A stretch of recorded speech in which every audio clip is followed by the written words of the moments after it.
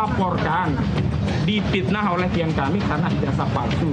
Tetapi hari ini mereka mengedarkan fitnah. Fitnah itu bukan hanya pada orang yang disebut besar tadi, tapi juga kepada klien-klien kami.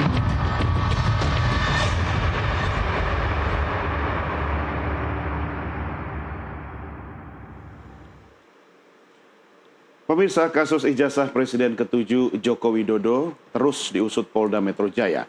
Hari ini 3 saksi diperiksa dalam tahap penyidikan untuk pengumpulan alat bukti. Ketiga saksi dari pihak terlapor diantaranya Dr. Yulia Widyaningsih dan Rahmat Imran selaku juru bicara Tim Pembela Ulama dan Aktivis atau TPUA. Kemudian ada juga seorang pegiat media sosial yaitu Sunarto. Kami ajak Anda membahasnya. Kami sudah hadirkan Ketua Umum Solidaritas Merah Putih atau Solmed yang dikenal sebagai relawan Jokowi yaitu Sylvester Matutina dan juga Koordinator Advokat TPUA dari kubu Roy Suryo CS Ahmad Gozinuddin. Sudah bersama saya di studio. Pak Gozin, apa kabar? Alhamdulillah sehat. Terima kasih. Bersama kami ada Bang Sylvester di Zoom. Selamat malam Bang Sylvester, apa kabar? Malam Bang Doni, malam Bang Hosinuddin, malam Nusantara Putih. Ya. Iya, baik. Ini saya mau tanya dulu ke Pak Kosin ya soal 3 pemeriksaan saksi hari ini. Betul. Benar ya, saksi ya? Betul. Oke, komentarnya? Ya, bismillahirrahmanirrahim. Komentarnya, ini adalah satu tayangan tontonan publik yang tidak baik karena Polda Metro Jaya telah mempertontonkan sikap yang tidak adil, tidak equal kepada klien kami yang hari ini posisinya sebagai saksi, di mana 3 klien kami datang memenuhi panggilan dari penyidik Polda Metro Jaya dan sesuai jadwal jam 10. Namun salah satunya, ya Sunarto ini tidak bisa diperiksa karena penyidiknya justru keluar kota. Diundang tapi penyidiknya tidak siap. Panggil, gitu. bukan diundang. Ini panggilan satu. Panggilan saksi pertama kepada Sunarto. Juga ada tadi disebutkan Dr. Yulia Widyaningsih, juga Rahmat Imran. Ya. Namun khusus untuk Sunarto ini penyidiknya tidak ada. Ditelepon keluar kota, penyidik lainnya tidak ada. Ruangan unitnya tadi kosong sehingga kami bingung begitu. Untuk Saudara Joko Widodo, penyidik Polda Metro Jaya begitu gercep datang ke Solo untuk melayani kepentingan pelapor Saudara Joko Widodo. Sementara klien kami yang hari ini dijadikan saksi pada tahap penyidikan, datang dipanggil justru penyidiknya tidak ada. Dan yang kedua, klien kami yang lain sampai hari ini baru saja selesai. Saya diinformasikan baik Rahmat Imran maupun Julia, namun tinggal finalisasi. Tapi yang baru jelas, selesai jam berapa? Ya tadi waktu maghrib baru selesai pemberkasan, tinggal nunggu teken-teken dan seterusnya. Begitu. Jadi 2 sudah diperiksa, 1 belum. Karena begitu. penyidik tidak ada. Tidak ada dan baru setelah klien kami pulang begitu, karena kita nggak mau juga kan kerjaan juga banyak begitu. Buru-buru Polda Metro Jaya penyidiknya datang untuk ya Pak dari unit yang lain akan siap dari penyidik lain ya. Itu namanya nggak profesional begitu. Justru nggak profesional atau mengkonfirmasi. tidak serius? Tidak serius, tidak. Menurut saya malah serius melayani Saudara Joko Widodo. Kenapa? Karena seolah-olah ada teror besar ya yang dialami oleh kubu kami, klien-klien kami dari para saksi hari ini. Karena semua yang berkaitan dengan peristiwa itu seolah-olah akan dikaitkan dan kemudian dipersoalkan. Walaupun panggilannya hanya saksi. Dan begitu kami berusaha memenuhi panggilan, bahkan Saudara Rahmat Imran tadi sakit loh. Dia pakai kursi roda. Datang dan siap diperiksa begitu.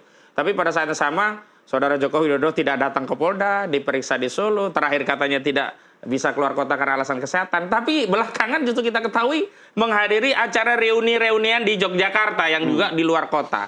Artinya sudahlah, ini sebuah tontonan yang tidak menarik. Pak bagi Gosin, rakyat, sebentar. begitu. Ini bukan statement orang baper kan? Bukan, ini kan fakta. Kondisi yang faktual ini saya sampaikan kepada publik. Agar apa? Satu sisi institusi berbenah untuk memperbaiki kinerjanya khususnya Polda Metro Jaya. Sisi yang lain bahwa ini ada satu disparitas yang diberlakukan kepada klien ini sehingga publik juga ikut mengawasi, mengontrol jalannya kasus ini. Dan yang paling penting loh, ini kan kita sedang minta permohonan gelar perkara khusus di Kabak Wasidik Polda Metro Jaya. Dan sampai hari ini belum ada respon. Belum ada respon, tetapi proses penyidikannya dikebut, dipercepat. Seolah-olah biar cepat ada tersangka. Padahal dalam proses penyidikan tak selalu ada tersangka. Karena apa? Banyak juga kasus penyidikan itu dihentikan karena tidak cukup bukti dan akhirnya di SP3. Oke, gitu. tahan dulu di situ. Ini seharusnya yang menjawab soal penyidik dan ketidakprofesionalan Polda Metro Jaya. Ya, Polda, itu dari Polda ya Ada kan? Andri Samindardi lah harusnya ya, begitu. tapi dalam hal ini saya meminta pandangan lain dari praktisi hukum juga ini, Bang Sylvester. Apa yang bisa Anda sampaikan, Bang? Ya, mungkin apa yang dikatakan Bang Hosinuddin ada yang benar, mungkin ada yang keliru ya.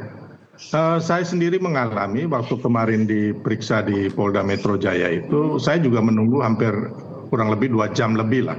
Ya. Tapi bagi saya nggak ada masalah, ya kan. Yang penting pemeriksaannya itu tuntas dan profesional dan sesuai prosedur, karena memang ada keterbatasan kemarin waktu yang saya diperiksa itu, teman-teman penyidik itu di Solo.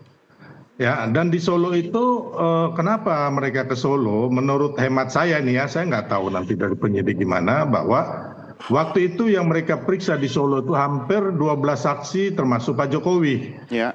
Jadi makanya harus ke Solo. Dan di lounge yang katanya mewah itu bukan hanya Pak Jokowi yang diperiksa ya, tapi banyak orang lain. Jadi memang kalau saya lihat ya kan, narasi-narasi ini akan timbul. Sebenarnya mengenai kegaduhan, ya kan, mengenai masalah tudingan, gugatan ijazah palsu ini sebenarnya sudah selesai.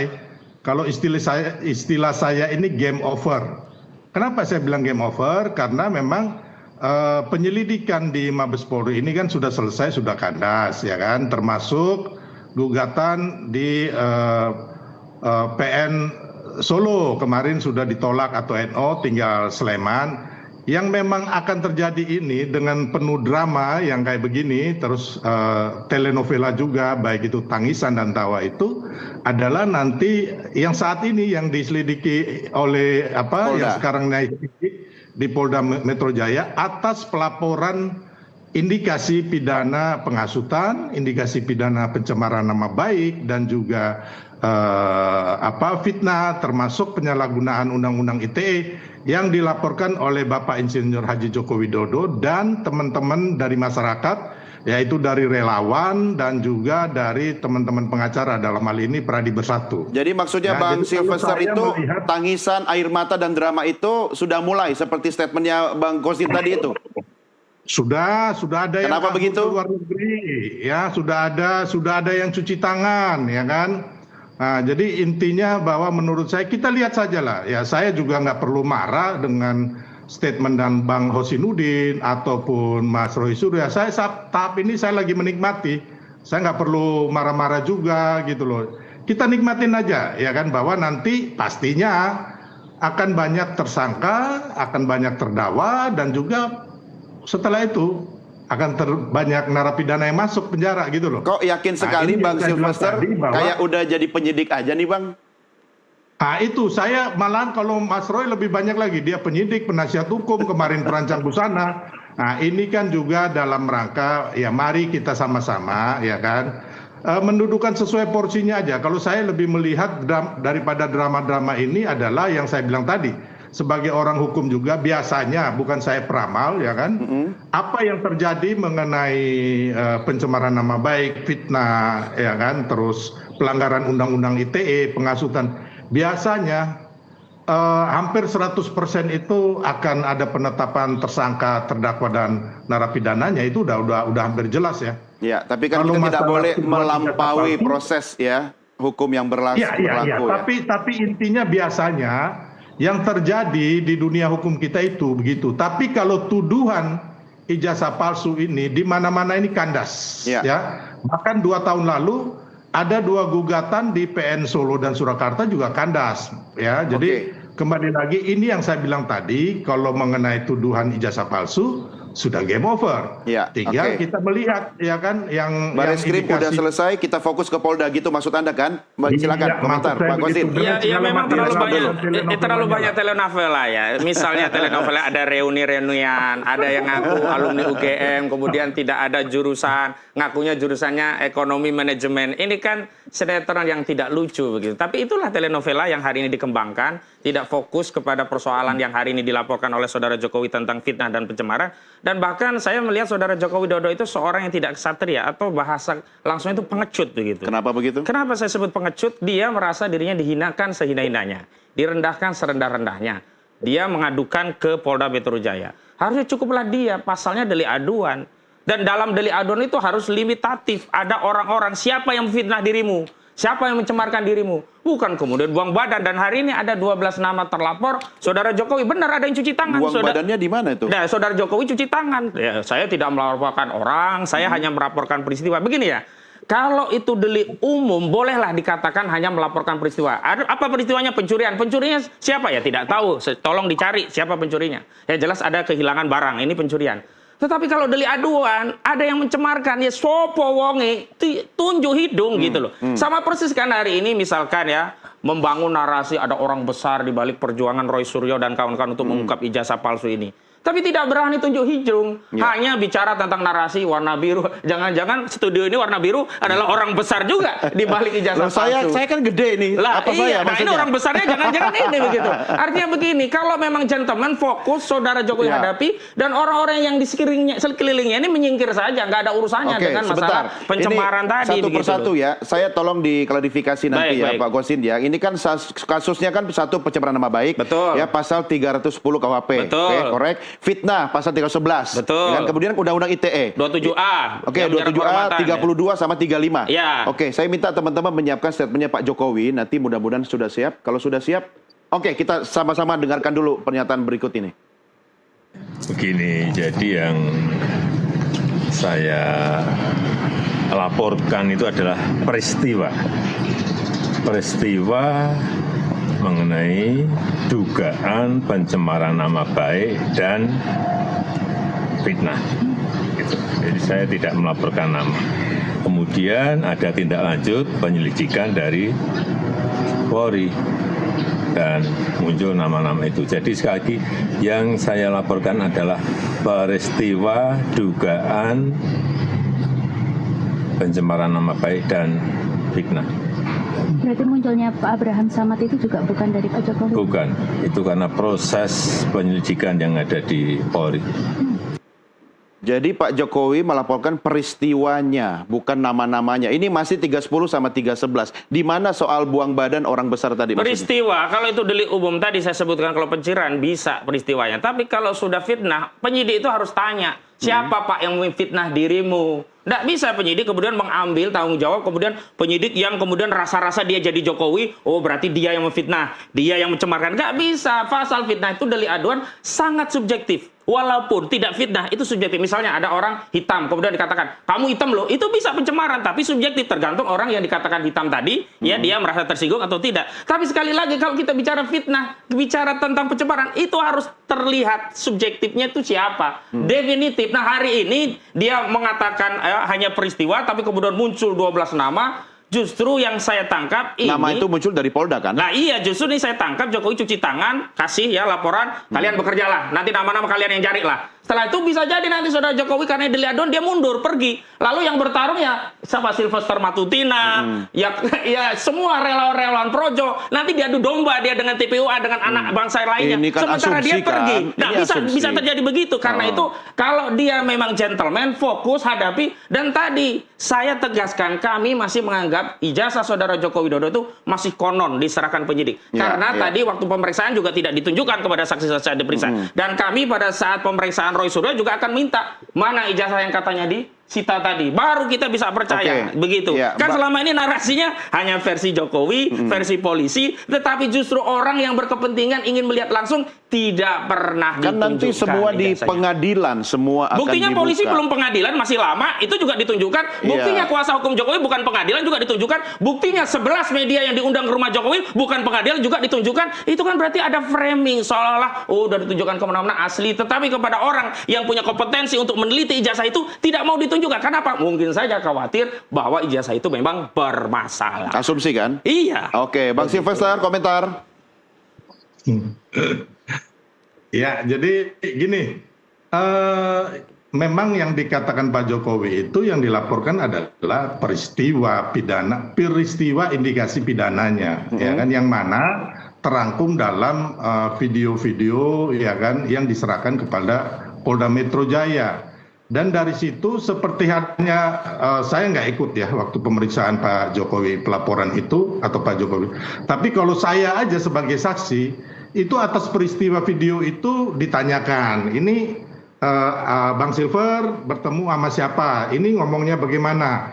Itu ditanyakan. Nah dari situ ya kan, itu adalah kewenangan penyidik untuk nantinya ya kan, oh ternyata yang terlapornya ini, nanti tersangkanya ini.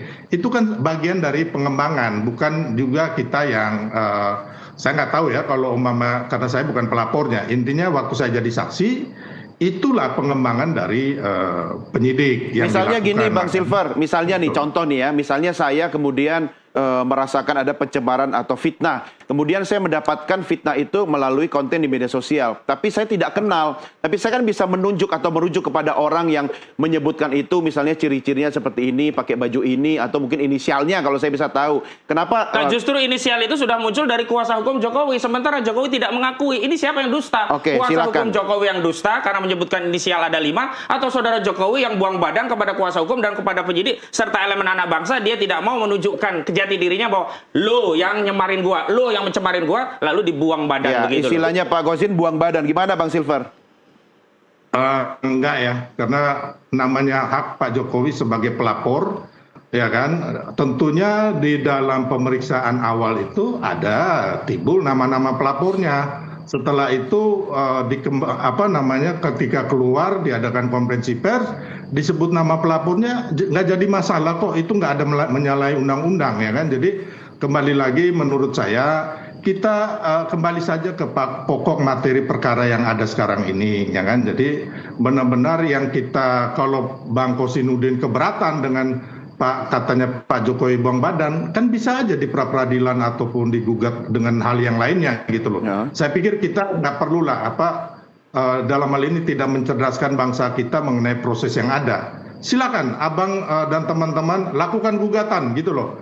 Ya pastinya Udah lah, kalau itu nggak usah diajari lah. Kami sudah siapkan banyak strategi. Tapi ajari saudara Jokowi jujur saja. Dan nggak melanggar undang-undang saja. Undang-undang itu nggak dilanggar kalau ada orang melaporkan. Ya. Siapa yang melaporkan? Siapa yang dilaporkan? Terbuka saja. Hei Jokowi, siapa yang kau laporkan? Abraham Samad misalnya, Roy Suryo misalnya, Kurnia Tidurani. Nggak ada masalah juga. Tapi jangan membangun narasi seolah-olah tidak tahu, buang badan kepada proses penyelidikan. Begitu selesai penyelidikan, muncul 12 nama. Seolah-olah nanti kalau ada tindakan yang zolim kepada 12 nama, bukan tanggung jawab saudara Jokowi Dodo sebagai pelapor, nanti dibuang badan kepada relawan-relawannya. Nah akhirnya adu domba dengan relawan begitu.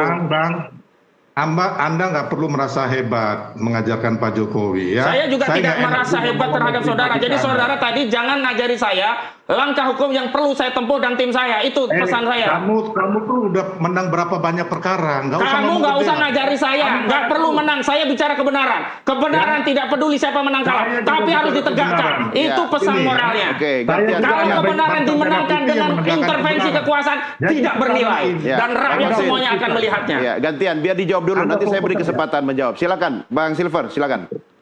Jadi kembali lagi, kita nggak usah bangun framing-framing yang menurut saya sih nggak perlu ya. Bagaimana sekarang ini ya kan, Bang Hosinudin dan kawan-kawan memberikan argumen yang baik ya kan kepada masyarakat. Umpamanya Roy Suryo melakukan ini itu kenapa gitu loh.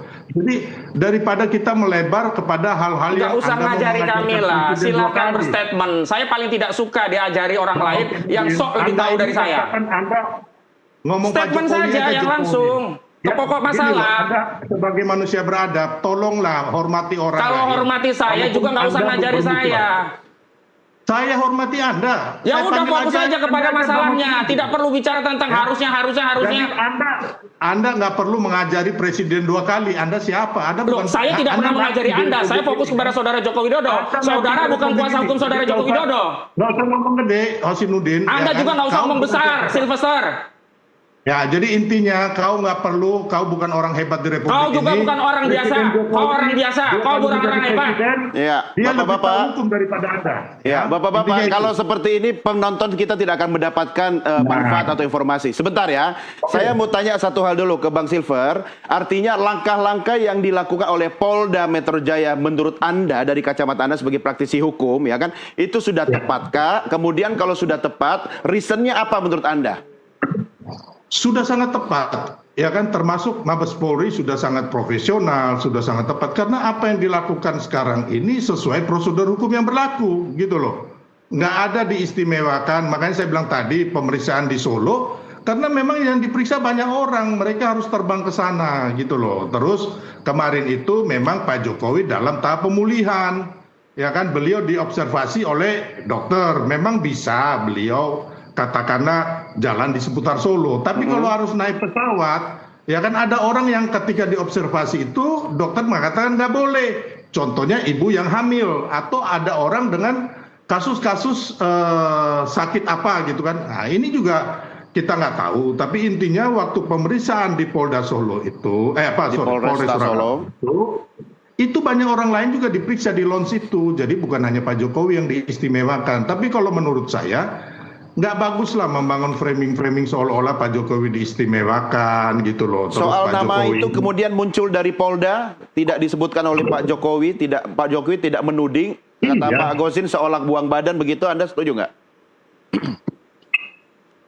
Gimana Bang Silver, Anda setuju nggak soal buang badan itu yang tiba-tiba muncul nama-nama yang enggak ya, itu memang dari Polda yang menemukan ya kan indikasi tersangka atau terlapornya ya. Jadi memang saya pun nggak tahu tiba-tiba udah ada muncul nama itu ya kan, bukan saya ya karena saya saksi kan, Ya. saksi pelapor ya kan. Jadi intinya itu kan kewenangan dari Polda. Mestinya teman-teman itu gugatlah Polda itu gitu loh. Entah Oke. gugatan pakai apa terserah lah ya kan. Kalau kita hanya ngomong ini kan berarti kan kita membangun narasi yang sesat dan ini nggak bagus buat bangsa kita gitu. Oke, baik. Sebentar, Pak Gosin, Ya. 3 saksi yang diperiksa hari ini, Baik. itu tadi Anda katakan Pak Sunarto itu akhirnya jadi atau tidak diperiksa? Tidak, jadi tidak jadi, ya, kembali. berarti cuma 2. Dua. Nah, substansi pemeriksaan terhadap Yulia Widianingsih sama Rahmat Hilman itu apa? Substansi terkait dengan kegiatan penyampaian pendapat di muka umum yang Oke. disiarkan melalui YouTube di sejumlah tempat. Ada yang di Bareskrim, ada juga yang di kantor TPUA di Tanah Abang,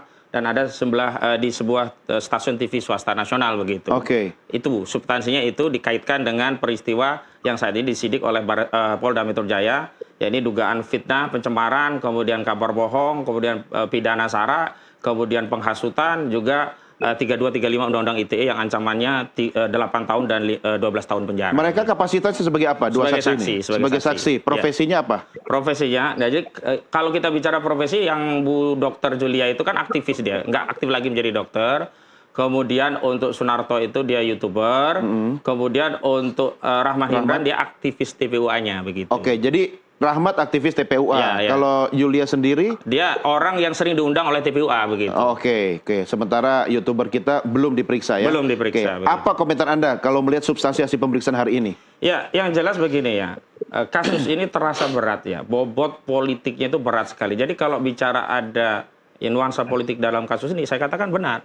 Tetapi politik yang dimaksud bukan politik orang besar yang ingin RI 2 berganti, bukan ya. Saya luruskan bahwa ada kekuatan dari orang yang secara de jure itu sudah tidak berkuasa, tetapi secara de facto masih menguasai institusi hukum kita, terutama institusi kepolisian.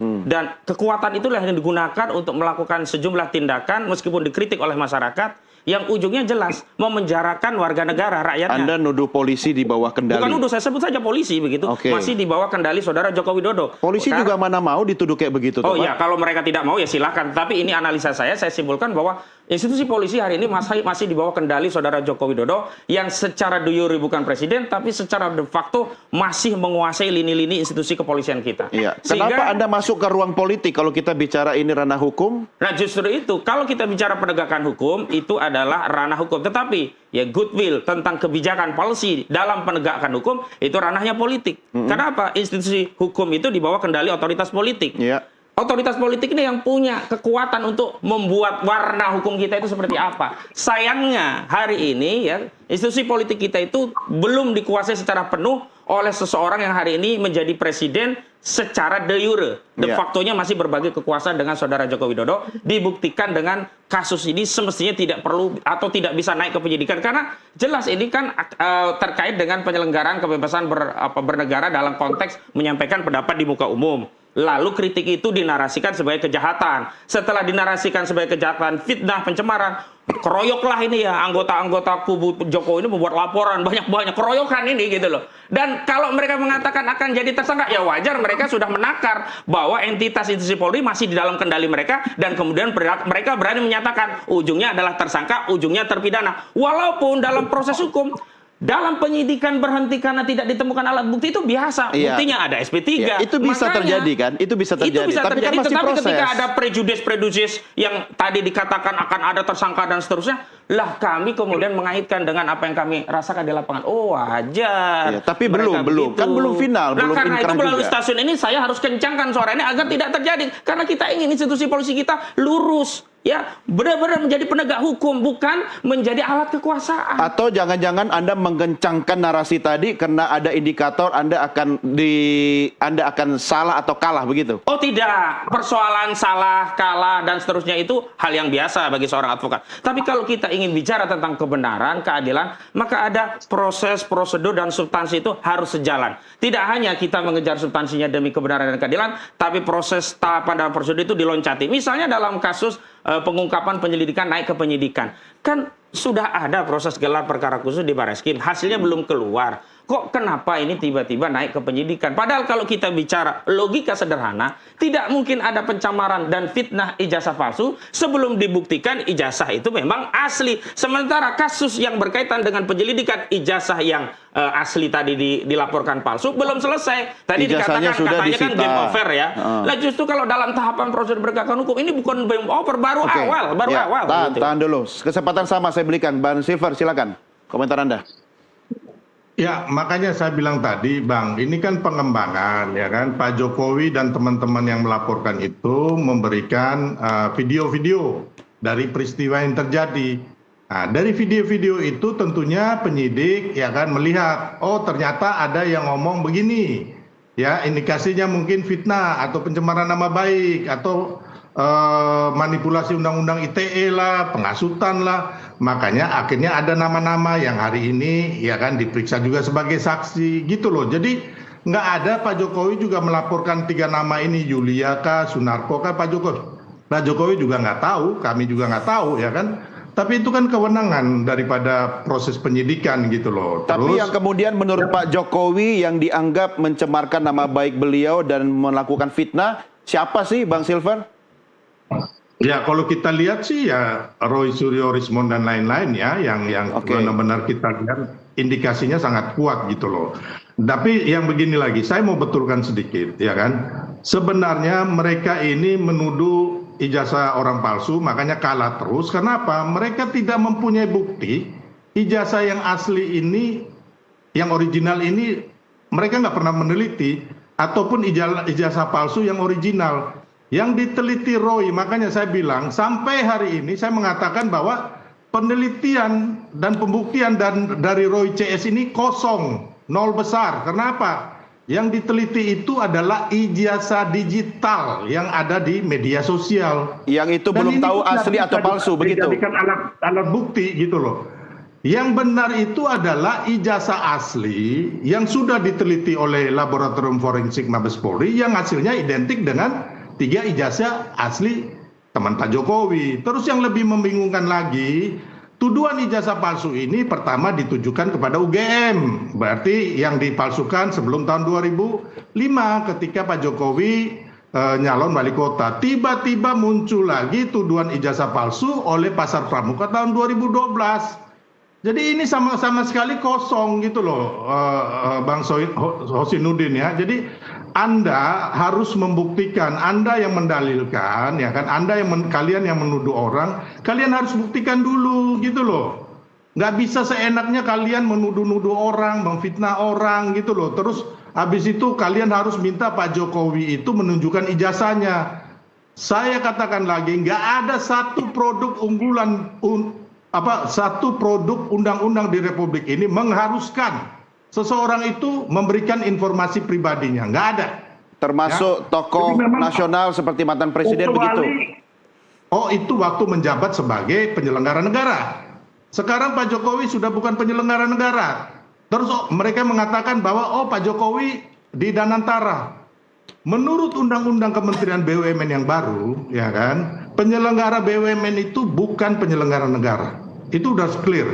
Ya, jadi kembali lagi, tolong terangkan kepada teman-teman itu apabila mau menuduh orang harus ada bukti dulu. Termasuk tuduhan Bang Kozin, Bang Silver bahwa Presiden Jokowi adalah presiden de facto. Kita punya de jure dan de facto, begitu? kan itu kan anggapan dia aja, ya kan. Kalau umpama semua orang beranggapan begitu, sakit semua republik ini, ya kan. Kita sekarang presidennya adalah Bapak Prabowo Subianto. Pak Jokowi itu hanya mantan presiden dan orang biasa. Intinya itulah, ya kan. Jadi kita jangan lagi menarasikan hal-hal yang menurut saya itu nggak benar gitu loh. Oke, setelah pemeriksaan ini langkah selanjutnya apa? Sebentar, saya mau komentari. Saya Ya. sangat apresiasi kepada saudara Sylvester ini. Saya beri predikat Sylvester itu lebih kesatria. Berani sebut siapa sih yang mencemarkan itu, Roy Suryo, Rismond, dan yang lainnya. Padahal bukan dirinya yang dicemarkan. Ketimbang saudara Joko Widodo yang berlindung di balik melaporkan peristiwa tanpa menyebut nama. Ya. Itu yang pertama. Berlindung atau mungkin bagian dari strategi hukum? Saya tidak tahu. Yang jelas dia tidak gentleman, tidak berani tunjuk hidung. Masih hebat Sylvester, berani tunjuk hidung. Oke lah, yang kedua, ini bukan masalah dokumen biasa. Dokumen itu sudah diverifikasi di KPU, KPUD, dan kemudian diupload di situ-situ. Pertama kali yang mengambil dokumen ijazah itu adalah Bambang Trimulyono, lalu dibuat buku Jokowi Undercover. Jadi ada basis dan oleh KPUD itu sudah diverifikasi. Yang diverifikasi itulah ya, baik KPUD maupun KPU saat dia Pilpres, itu yang jadi bahan objek penelitian. Dan kalau tidak ada bukti, buktinya sudah diserahkan kepada publik. Nih, buktinya ada masalah di sini, di sini, di sini. Dan masalah-masalah itu tidak pernah ya diklarifikasi. Contoh, buku Jokowi Undercover 2, apakah pernah dibantah oleh kubu Jokowi? Tidak pernah. Yang ada adalah pembungkaman. Dengan cara apa? Memenjarakan Bambang Trimulyono. Harusnya kalau memang ada versi yang sahih tentang ijazah saudara Joko Widodo, buat dong buku bukan Jokowi Undercover, misalkan Jokowi Overcover misalnya, yang menjelaskan mengcounter seluruh dalil, argumen, bukti-bukti yang dikumpulkan oleh Bambang Trimulyono. Ya, saya mau balik lagi ke soalan tentang masyarakat kita. Kalau kita bicara undang-undang, ya nggak ada juga larangan bagi seorang Joko Widodo untuk menunjukkan ijazah aslinya. Nggak ada larangan. Dan bahkan itu mengkonfirmasi saudara Joko Widodo seorang negarawan ini dan sekaligus bapak closing bangsa. statement ya, durasi kita terbatas. Silakan. Baik, Sekaligus. karena itu janganlah berdalih di balik undang-undang karena tidak ada kewajiban, pada saat yang sama menggunakan undang-undang dengan lapor polisi untuk merepresi rakyatnya yang hendak menyuarakan kritik kepada orang yang pernah menjadi presiden Republik ini. Bukan orang biasa loh. Pernah memimpin Republik ini 2 periode 10 tahun dan meninggalkan hutang ribuan triliun bagi rakyat di Republik ini. Apa nggak boleh kita bertanya? Begitu. Baik, sekaligus closing statement Bang Silver, silakan. Saya mau membetulkan Bang Hosinuddin ya, walaupun mungkin beliau adalah pengacara Bambang Tri. Makanya kenapa Bambang Tri kalah dan masuk penjara? Karena Bambang Tri itu yang pertama, ya kan, membikin buku Jokowi Undercover hanya diambil dari clipping-clipping di media massa. Dan ini dibuktikan di pengadilan bahwa apa yang dia tulis itu nggak benar. Makanya Bambang Tri masuk penjara. Yang kedua, Bambang Tri lagi bersama Gus Nur, ya kan, menuduh ijazah Pak Jokowi asli, mereka nggak pegang buktinya, mereka nggak pernah lihat, tapi mereka bersumpah atas nama kitab suci, sumpah mubahala, akhirnya mereka dipenjara juga. Jadi harusnya Bang Hosinuddin dan kawan-kawan ini menjadi patokan bahwa ini yang benar, di sini hukum ditegakkan gitu, karena mereka memang bersalah. Orang-orang ini adalah para pembenci yang tidak mempunyai bukti-bukti yang valid. Nah, ini yang harusnya menjadi pegangan teman-teman sekarang gitu loh. Intinya itu bahwa ini pun ya kan kejadian seperti Bambang Tri dan lain-lainnya akan kembali lagi terjadi ketika ada indikasi pidana pencemaran nama baik, penghasutan, kan, terus ada penyalahgunaan undang-undang ITE. Ini pasti tanpa diintervensi siapapun, kita nggak perlu membayar Polda Metro atau siapapun mengintervensi Polda Metro. Ini hukum yang akan menjerat teman-teman. Saya pikir kita harus berpikir logis dan berpikir positif dan berpikir dengan nalar yang baik gitu. Oke, cukup ya. Cukup Bapak-bapak. Untuk penutup saja, logis itu membuktikan keaslian ijazah itu dengan menunjukkan aslinya, bukan dengan memenjarakan orang. Itu nggak logis. Begitu. Ya, cukup Bapak-bapak. Kita hormati persidangan. Yang asli itu nanti di pengadilan ya. Lah udah penjarain orang kok baru nanti di pengadilan. Di Surabaya, di Solo nggak pernah muncul itu barang. Iya, Bang Silver. Nggak pernah muncul itu Baik, barang. Bang Silver terima kasih, Bang Kosin terima kasih. Ya, sama-sama. Kita ikuti aja prosesnya ya. Saya bukan hakim ya, ini bukan pengadilan, tapi saya sudah diingatkan produser saya berkali-kali. Closing closing ya. Terima kasih Bapak-bapak. Sama-sama. Kita jumpa lagi di kesempatan berikutnya. Pemirsa, inilah akhir jumpa kita dalam NTV Prime Dialog. Kita lanjutkan perbincangan kita di kesempatan berikutnya, tapi kami segera kembali dengan NTV Prime Bulletin. Tetap bersama kami. Thank you.